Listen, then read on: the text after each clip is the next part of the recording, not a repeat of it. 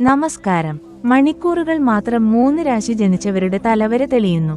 ഇന്ന് ഫെബ്രുവരി 27, അതായത് ബുധനും ശുക്രനും ഒന്നിച്ചെത്തുകയാണ്. ഇതിലൂടെ ലക്ഷ്മി നാരായണ യോഗം എന്ന വളരെ ശുഭകരമായ യോഗം രൂപപ്പെടുകയാണ്. ഈ യോഗത്തിലൂടെ ചില നക്ഷത്രക്കാരുടെ ശുഭദിനം ആരംഭിക്കുകയാണ്. ഈ നക്ഷത്രക്കാരുടെ ധനഭാവത്തിലാണ് ലക്ഷ്മി നാരായണ യോഗം രൂപപ്പെടുന്നത്. അതുകൊണ്ടുതന്നെ ഈ കാലയളവിൽ ഇവർക്ക് ഇടയ്ക്കിടയ്ക്ക് ആകസ്മികമായ ധനനേട്ടങ്ങൾ ലഭിക്കും.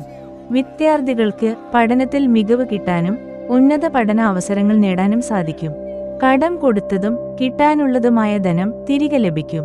അതുകൊണ്ട് തന്നെ ഇക്കാലയളവിൽ കർമ്മരംഗത്ത് പുരോഗതി പ്രതീക്ഷിക്കാം. തൊഴിൽ രഹിതരായിട്ടുള്ളവർക്ക് ജോലി ലഭിക്കും.